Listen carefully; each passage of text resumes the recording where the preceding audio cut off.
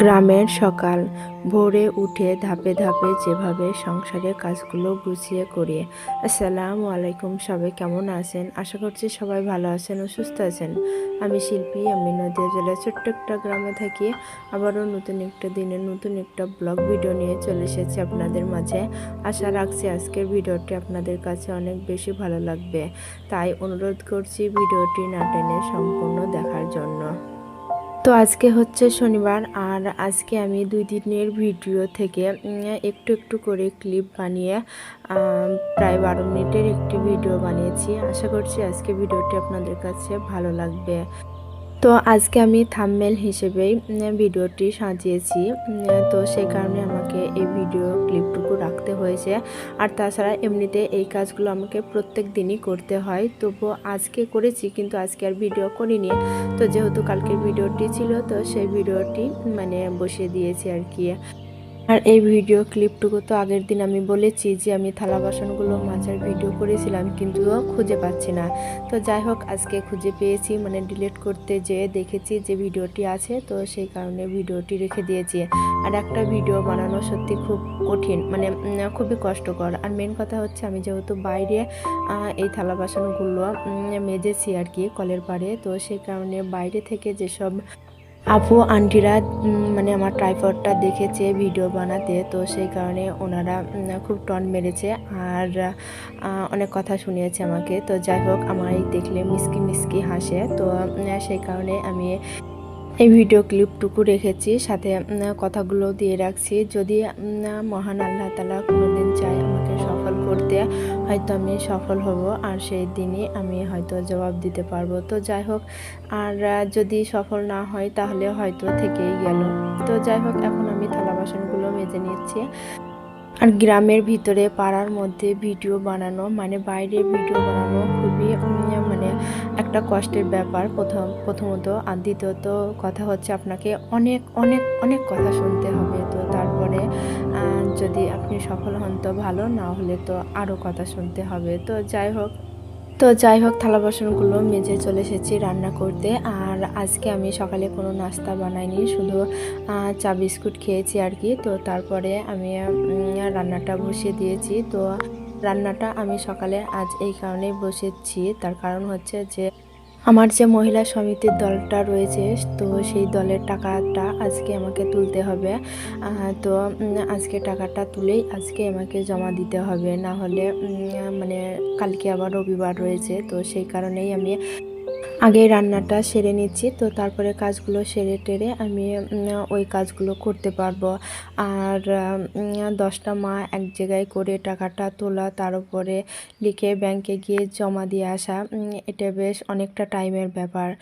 জানি এটা হচ্ছে সুদের ব্যবসা, আর সুদ খাওয়া বা সুদ নেওয়া বা সুদ দেওয়া কোনোটাই ভালো নয়, কিন্তু কি করব বলুন, আমরা ভাই গ্রামে থাকি প্রথমত, দ্বিতীয়ত হচ্ছে আমরা খুবই নিম্ন মধ্যবিত্ত সংসারের মানুষ। তো স্বামী যা ইনকাম করে তাই থেকে আমরা সংসার চালিয়ে যে কিছু টাকা সেভিংস করব, তো সেই টাকা দিয়ে আমরা কোনো কিছুই করতে পারবো না। আর আজকালকার দুনিয়া যদি আপনি কোনো বড় কাজ করেন, তো সেই কাজ থেকে সেই কাজের জন্য যদি আপনি কারো কাছে টাকা ধার চান, কেউ কিন্তু দেবে না। তো সেই কারণেই এই মহিলা সমিতিগুলো রাখা আর কি। তো সেই কারণে রেখেছি, হয়তো ওখান থেকে কিছু লোন নিব, তো সেই লোন থেকে আমার সংসার চালিয়ে যে টাকা কটা হয়তো সেভিংস করেছি, তো সব মিলিয়ে একটা কাজ করতে পারবো। আর ওই যে লোনের টাকাটা আমি অল্প অল্প করে কিস্তিতে দিয়ে শোধ দিতে পারবো। তো 2 চুলায় আমি রান্নাটা বসিয়ে দিয়েছি। তো একদিকে আমি ভাত বসিয়ে দিয়েছি, আর অন্যদিকে গাজর আলু পেঁয়াজ কলি দিয়ে আমি ভাজা করব, তো সেটাও বসিয়ে দিয়েছি। আর ওইদিকে ভাজাটা হচ্ছে, আর এইদিকে আমি রান্না করব, ডিম ভেঙে রান্না করব আর কি। তো যাই হোক, আমি যেহেতু 3টা ডিম রান্না করব, তো 3টা ডিম যদি আমি সিদ্ধ করে রান্না করি তাহলে আমার একবারেই হয়ে যাবে। তো সেই কারণে আমি ডিমটাকে ভেজে রান্না করছি। আর ডিমটাকে ভেজে রান্না করলে এই ডিমটা দিয়েই আমার দুই বেলা ভালোভাবে হয়ে যাবে। তো যাই হোক, আর এমনিতে প্রত্যেক দিনই ডিম সিদ্ধ করে রান্না করি। তো যাই হোক, প্রত্যেক দিন একইভাবে রান্না না করে রান্নাটাকে একটু ঘুরিয়ে ফিরিয়ে রান্না করলে দেখবেন সেই রান্নাটা দিয়ে মানে ভাতটা খাওয়া বেশ ভালোই হয়, আর বাচ্চারাও পছন্দ করে। তো যাই হোক, সেই কারণে আমি আজকে একটু ডিমটা ভেজেই রান্না করছি। আর এই ডিম ভাজা মানে ডিম ভেজে রান্না করার এর ঝোলটা খুবই ভালো লাগে খেতে আর কি। তো অল্প তেল মশলাতে রান্না করলেও রান্নাটা খেতে খুবই সুস্বাদু হয়। বা আজকেও ডিম ভাজাটা মানে ডিম ভেজে রান্নাটা খুবই ভালো লেগেছিল। তো আমি 3টা ডিম একবারে দিইনি, আমি 2বারে দিয়েছিলাম। তো 3টা ডিম আমি 2বারে দিয়ে 6 পিস করে নিয়েছি। তো যাই হোক, গ্রামের সকাল ভোরবেলা উঠে ধাপে ধাপে সংসারের কাজগুলো করে নিয়েছি। তো এই কারণে বলছি, তার কারণ ভোর আর কোথায় থাকছে বলুন। আমি যখনই উঠি তখনই তো দেখি যে সূর্য মামা অলরেডি আগেই উঠে পড়েছে। আর আমি যদি 6টাতে উঠি তাও দেখি যে সূর্য উঠে পড়েছে। আমার মনে হয় আমাদের বাড়ি থেকেই যেন সূর্যি মামা উঠে পড়ে। তো যাই হোক, একটু মজা করলাম। আর 6টার সময়তেই আমাদের বাড়িতে রোদটা চলে আসে। তো যাই হোক, কী করবো বলুন, যতই বলি যে আমি একটু রাত্রিবেলা সকাল করে ঘুমাবো আর কি, তো সেটা আর কোথায় হয় বলুন। তো সংসারে এতগুলো কাজ, বাচ্চাদের খাওয়ানো, তারপরে আমার যে গ্রামে বোনটা রয়েছে আর কি, তো ওই বোনটার তো এখন মনটা খুবই খারাপ। তো আমার বাড়ি আসে হয়তো যে বোনের কাছে গেলে একটু হয়তো শান্তি পাবো, বোন হয়তো একটু আশা দিবে আর কি। তো যাই হোক, অশান্তি যখন হয় বিশেষ করে স্বামী স্ত্রীর ভিতরে, তখন দেখবেন কিছুই ভালো লাগে না। তো ওরও তাই হচ্ছে। তো ও আমাকে এসে বলে, বোন আমি যেন তোর কাছে এসে অনেকটাই শান্তি পাই। তো আমি যেহেতু বড় বোন, তাই না, তো আমাকে তো ওকে একটু সান্ত্বনা দিতেই হবে। আর প্রথমত হচ্ছে মানুষ হিসেবে তো আমাকে একটা মানুষকে সান্ত্বনাটা দেওয়া উচিত, তাই না। আর শুধু আমার ছোট বোন বলে নয়, আমার মা বা আমার আরও যে বোন আছে, তো তাদের যদি কোনো অসুবিধা হয় বা অন্য কোনো সমস্যায় পড়ে, তো সব কথা তো আর আপনাদের সাথে শেয়ার করা যায় না, তো তাই না। তো সেদিক থেকে আমার সাথে যদি কথা বলে আমার বাবা মা বা আমার বোনেরা, তাহলে ওনারা বলে আমরা খুবই শান্তি পাই যে আমি নাকি ওনাদের খুবই সান্ত্বনা দিতে পারি কথার মধ্যে। তো যাই হোক, কোনো জিনিস দিয়ে সান্ত্বনা দিতে না পারি, তবু কথার মধ্যে দিয়ে সান্ত্বনা দিতে পারি হয়তো, ওনারা যেটা ভাবেন আর কি। তো এটাই আমার কাছে অনেক বেশি বড় পাওনা আর কি। আর বোন মানেই হচ্ছে শুধু গল্প, তাই না। তো আমরাও সেই তাই করেছি আর কি। তো মানে এই কদিন হচ্ছে আর কি। তো আপনারা এর আগে দেখেছেন ভিডিওয়ে যে আমি প্রত্যেক ভিডিওতে জামা কাপড় ভাঁজ করা ভিডিও দিতাম আর কি। তো ইদানিং আমি আর জামা কাপড়ে ভাঁজ করা ভিডিও দিতে পারছি না, তার কারণ আমার বোন আসছে, ওর সাথে গল্প করতে যে আমার জামা কাপড়গুলো ভাঁজ করা হচ্ছে বা বাড়তি অন্য কোনো কাজ থাকে সেগুলো করে নিয়েছি আর কি। তো এখন চলে এসেছি মানে রান্নার পাশাপাশি আমি ঘরগুলো গুছিয়ে নিচ্ছি। তো এই আনলাটা একটু এলোমেলো হয়েছিল, তো সেগুলোই নামিয়ে নতুন করে ভাঁজ করে আবার জায়গা মতো রেখে দিচ্ছি।